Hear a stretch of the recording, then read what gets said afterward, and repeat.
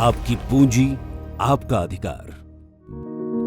बचत, वो जो हर मेहनत के बाद अलग रखी जाती है, वो जो बच्चों का भविष्य संभालती है, वो जो बुजुर्गों का सहारा बनती है, और वो जो किसान से मजदूर तक हर इंसान की उम्मीद बनती है। लेकिन कभी कभी यही बचत आपके पास वापस नहीं पहुंच पाती। अगर कोई बैंक खाता 10 साल तक निष्क्रिय रहे तो उसकी जमा राशि अनक्लेम्ड हो जाती है। अगर 7 साल तक डिविडेंड का दावा नहीं किया जाता तो वो डिविडेंड और उससे संबंधित शेयर आईईपीएफ में स्थानांतरित हो जाती है। बीमा की मैच्योरिटी राशि, म्यूचुअल फंड से लंबित भुगतान और पेंशन का अंशदान भी इसी तरह दावे की प्रतीक्षा में रहते हैं। इन्हें ही कहा जाता है अनक्लेम्ड एसेट्स। आइए जानते हैं इन्हें आप कैसे वापस पा सकते हैं। अनक्लेम्ड बैंक खाते, depositor education and awareness fund. अगर आपका बैंक खाता 10 साल तक संचालित नहीं हुआ या अनक्लेम्ड रहा तो वो राशि भारतीय रिजर्व बैंक आरबीआई द्वारा स्थापित depositor education and awareness fund DEA fund में स्थानांतरित हो जाती है। लेकिन चिंता की कोई बात नहीं, ये राशि आपके ही नाम से सुरक्षित रहती है। वापसी की प्रक्रिया सरल है। अपना खाता खोजने के लिए भारतीय रिजर्व बैंक के उद्गम पोर्टल पर जाएं और विवरण जांचें। अगर आपका खाता वहां दिखे तो बैंक शाखा में जाकर केवाईसी पूरा करें और आपकी राशि आपको ब्याज सहित वापस मिल जाएगी।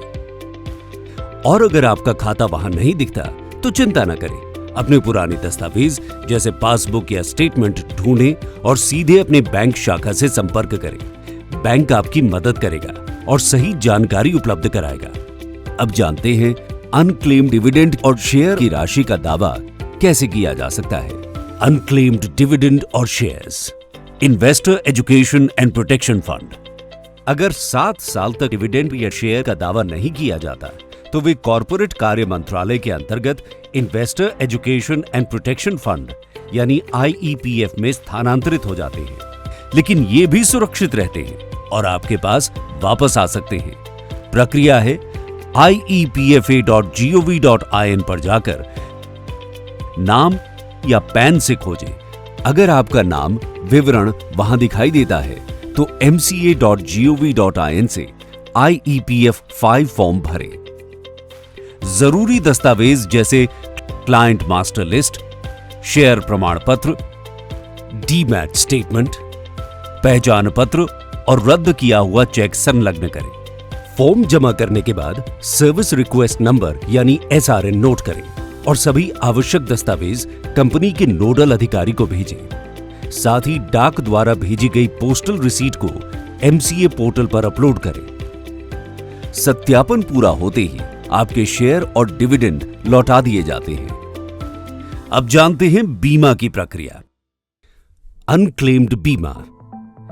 बीमा में भी कई बार मैच्योरिटी राशि, सर्वाइवल बेनिफिट्स, डेथ क्लेम या रीइंबर्समेंट 12 महीने या उससे अधिक समय तक लंबित रह जाते हैं। ये अक्सर तब होता है जब नॉमिनी को जानकारी नहीं होती या बैंक विवरण बदल जाते हैं। इसे जानने के लिए आप अपनी बीमा कंपनी की वेबसाइट या IRDAI की वेबसाइट www.बीमाभरोसा.irdai.gov.in पर जाएं। अनक्लेम्ड अमाउंट सेक्शन में जाएं, अपनी बीमा कंपनी चुनें और पॉलिसी नंबर, नाम व जन्म तिथि दर्ज करके जांच करें। दावा करने के लिए बीमा कंपनी से संपर्क करें। पहचान पत्र, बैंक विवरण और दावा प्रपत्र यानी क्लेम फॉर्म जमा करें। डेथ क्लेम के लिए मृत्यु प्रमाण पत्र और रिश्ते का प्रमाण देना आवश्यक होता है। अगर पॉलिसी डॉक्यूमेंट खो गया हो तो इंडेमनिटी बॉन्ड भी दिया जा सकता है। अगर बीमा राशि 10 साल तक अनक्लेम्ड रहती है तो वो senior citizens welfare fund SCWF में स्थानांतरित हो जाती है। लेकिन वहां से भी इसे 25 साल तक वापस पाया जा सकता है। हमेशा ध्यान रखें, नामांकित व्यक्ति को सूचित करें, अपने विवरण अपडेट रखें और पॉलिसी दस्तावेज सुरक्षित रखें। अब जानते हैं अनक्लेम्ड म्यूचुअल फंड्स की प्रक्रिया। अक्सर ऐसा होता है कि बैंक विवरण अपडेट नहीं हो पाते या भुगतान का चेक घर तक पहुंच ही नहीं पाता। ऐसी स्थिति में म्यूचुअल फंड की राशि अनक्लेम्ड रह जाती है। इसे वापस पाने के लिए अपनी म्यूचुअल फंड कंपनी की वेबसाइट या registrar and transfer agent RTA की वेबसाइट पर जाएं और अनक्लेम्ड म्यूचुअल फंड खोजें या सेबी द्वारा स्थापित मित्र पोर्टल जो एमएफ सेंट्रल वेबसाइट पर उपलब्ध है वहां जाएं और इनएक्टिव तथा अनक्लेम्ड अमाउंट्स खोजें, दावा फॉर्म भरें, फंड हाउस या रजिस्ट्रार को जमा करें। जांच पूरी होते ही आपकी राशि और उस पर हुए लाभ सीधे आपके बैंक खाते में जमा हो जाएंगे। भविष्य में ध्यान रखें, केवाईसी, बैंक विवरण और पता हमेशा अपडेट रखें। अब जानते हैं पेंशन योजनाओं को क्लेम करने की प्रक्रिया। कभी कभी एनपीएस या एनपीएस लाइट में जमा किया गया अंशदान आपके पीआरएएन खाते में दर्ज नहीं हो पाता या पीआरएएन जेनरेट ही नहीं हुआ, फिर भी ये राशि सुरक्षित रहती है और आपके नाम पर संरक्षित है। इसे पाने के लिए निर्धारित दावा फॉर्म भरें, पीआरएएन विवरण, पहचान प्रमाण और भुगतान रसीद जैसे दस्तावेज संलग्न करें।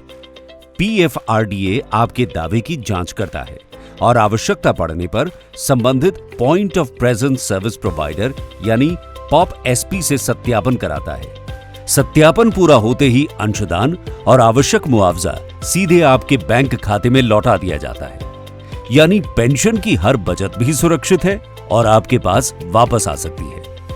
बैंक खाते, शेयर डिविडेंड, बीमा, म्यूचुअल फंड्स, पेंशन, हर जगह की बचत आपकी है और आपके पास लौट सकती है। विकास के हर मार्ग पर कदम से कदम मिलाकर के चले, ये नए भारत की सोच भी है और नए भारत का संकल्प भी है। इसी उद्देश्य से भारत सरकार ने ये विशेष अभियान शुरू किया है, आपकी पूंजी आपका अधिकार।